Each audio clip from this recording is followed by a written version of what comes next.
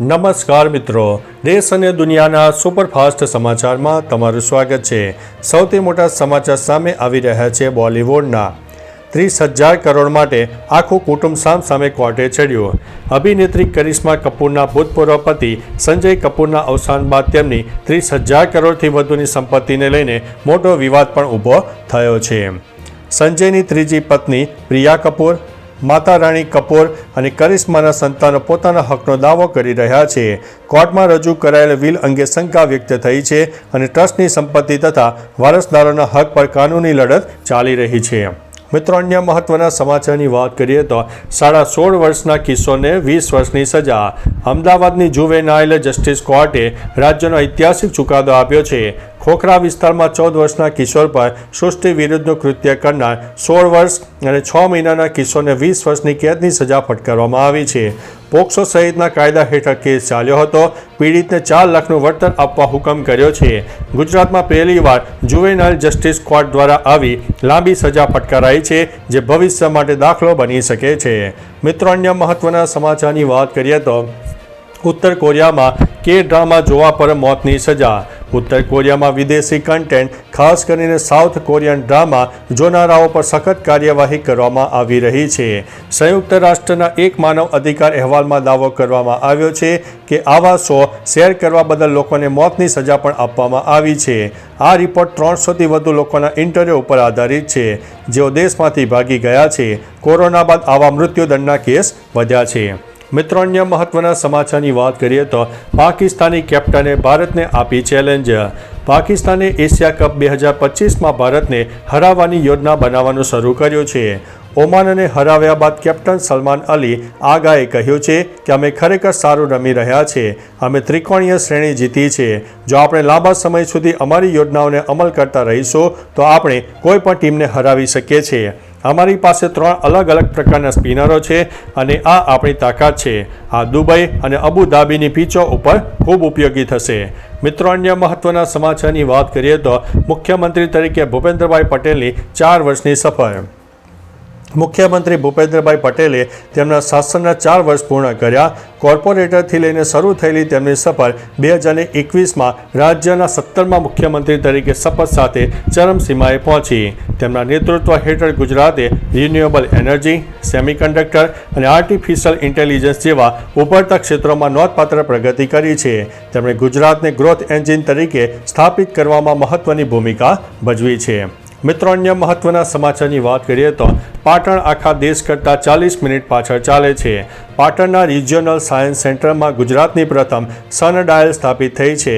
દર એકર વિસ્તારમાં આવેલી આ સૂર્ય ઘડિયાળ સૂર્યના પડછાયાથી પાટણનો સ્થાનિક સમય બતાવે છે। દેશનો માનક સમય 5.30 કલાક હોય ત્યારે પાટણનો સમય આશરે 4.50 કલાક હોય છે, એટલે કે તે દેશના સમય કરતાં લગભગ 40 મિનિટ પાછળ દોડે છે। આ સનડાયલ વૈજ્ઞાનિક જ્ઞાન વધારવા માટે ખાસ આકર્ષણનું કેન્દ્ર બની છે। મિત્રો, અન્ય મહત્વના સમાચારની વાત કરીએ તો પૂર અસરગ્રસ્તોને દરરોજ ₹233 કેશ ડોલનું આયોજન। ગુજરાતના અનેક વિસ્તારમાં ભારે વરસાદ અને પૂરના કારણે વ્યાપક નુકસાન થયું। બનાસકાંઠાના થરાદ, વાવ, સુઈગામ અને બાબર વિસ્તારો સૌથી વધુ પ્રભાવિત થયા છે। રાજ્ય સરકારે અસરગ્રસ્તોને નાણાકીય સહાય જાહેરાત કરી છે, જેમાં 18 વર્ષથી ઉપરની દરેક વ્યક્તિને દરરોજ ₹233 કેશ ડોલ મળશે। તલાટીઓ ગઈકાલથી જ આધાર કાર્ડ સહિતની જરૂરી માહિતી સાથે ફોર્મ ભરશે। વેરિફિકેશન પછી રકમ સીધી ખાતામાં જમા કરાવવામાં આવશે। મિત્રો, અન્ય મહત્વના સમાચારની વાત કરીએ તો ગોઝારો શનિવાર, અકસ્માતમાં 2 લોકોના થયા છે મોત। ગઈકાલે શનિવારે 24 કલાકમાં 4 અકસ્માતની ઘટના બની, જેમાં 2 વ્યક્તિઓના જીવ ગયા। અંબાજી નજીક ત્રિશુળિયા ઘાટીમાં બેક ટુ બેક 2 અકસ્માત સર્જાયા, જેમાં એકનું મોત થયું છે, જ્યારે દાંતામાં પિકઅપ વાનની ટક્કરથી 1 વ્યક્તિનું મોત થયું છે। સુરતના માંગરોળમાં 2 ટેમ્પો ધડાકાભેર અકસ્માત સર્જાયો હતો, જેમાં એક કાર ચાલક ફસાયો છે। ફસાયેલા ચાલકને ક્રેન વડે સુરક્ષિત બહાર કાઢવામાં આવ્યો હતો। મિત્રો, અન્ય મહત્વના સમાચારની વાત કરીએ તો ચીની સરહદે ભારતની રેલવે યોજના મંજૂર। ભારતે ચીન સાથેની તેની પૂર્વોત્તર સરહદને મજબૂત કરવા માટે 30,000 કરોડની મોટી રેલવે યોજનાને મંજૂરી આપી છે। આ યોજના હેઠળ લગભગ 500 કિલોમીટર લાંબી નવી રેલ લાઇન નાખવામાં આવશે, જેમાં પુલ અને સુરંગોનો સમાવેશ થાય છે। આ માર્ગો ચીન, બાંગ્લાદેશ, મ્યાનમાર અને ભૂટાનને અડીને આવેલા દૂરના સરહદી વિસ્તારો સુધી સરળતાથી પહોંચી શકશે, જે લશ્કર અને લોજિસ્ટિક ક્ષમતા વધારવા માટે એક મહત્વપૂર્ણ પગલું માનવામાં આવી રહ્યું છે. મિત્રો, અન્ય મહત્વના સમાચારની વાત કરીએ તો ગરુડ પુરાણ મુજબ મૃત્યુ બાદ આત્મા ક્યાં જાય? ગરુડ પુરાણ મુજબ મનુષ્યના મૃત્યુ પછી આત્મા યમલોકમાં જાય છે, જ્યાં યમરાજ તેના કર્મોને હિસાબ કરીને આત્માને બ્રહ્મલોક, દેવલોક, પિતૃલોક કે નરકલોકમાં મોકલે છે. બ્રહ્મલોકમાં મોક્ષ પ્રાપ્ત થયેલા આત્મા રહે છે, દેવલોકમાં પુણ્ય કર્મ કરનાર, પિતૃલોકમાં પૂર્વજ સાથે સમય વિતાવનાર આત્માઓ અને નરલોકમાં પાપ કરનાર આત્માઓ જાય છે. સજા અથવા પુણ્ય પૂર્ણ થયા પછી આત્માને ફરી જન્મ લેવો પડે છે. મિત્રો, અન્ય મહત્વના સમાચારની વાત કરીએ તો તલાટી ભરતીના ફોર્મ ભરવામાં અઢળક ભૂલો.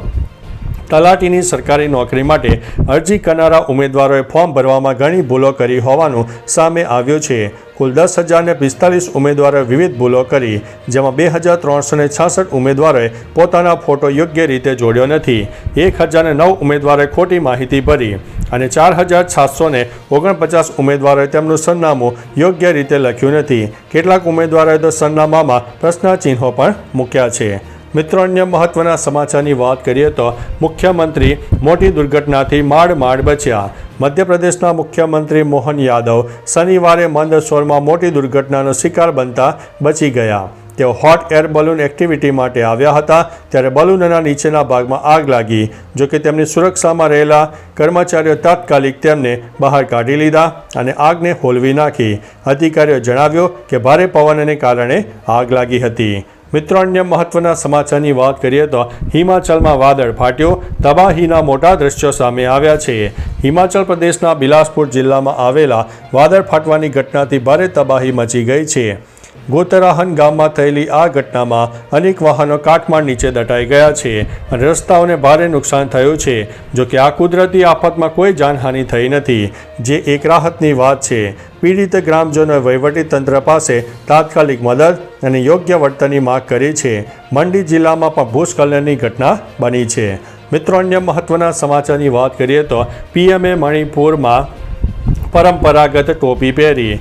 પીએમ મોદી મણિપુર પહોંચ્યા હતા. અહીં તેમણે ચુરાચંદપુરમાં 7,300 કરોડથી વધુના વિકાસ કાર્યોનું પ્રોજેક્ટનો શિલાન્યાસ કર્યો. આ પ્રોજેક્ટમાં 3,600 કરોડથી વધુના મણિપુર શહેરી રસ્તાઓ, ડ્રેનેજ અને સંપત્તિ વ્યવસ્થાપન સુધારણા પ્રોજેક્ટ, 2,500 કરોડથી વધુના 5 રાષ્ટ્રીય ધોરીમાર્ગો અને અન્ય ઘણા પ્રોજેક્ટોનો સમાવેશ થાય છે. મિઝોરમ પછી પીએમ મોદી ઇમ્ફાલમાં પણ પરંપરાગત મણિપુરી પોશાકમાં જોવા મળ્યા હતા. તો ચાલો મિત્રો, ફરીથી દેશ અને દુનિયાના સુપરફાસ્ટ સમાચાર લઈને મળતા રહીશો. ત્યાં સુધી અમને રજા આપશો. નમસ્તે.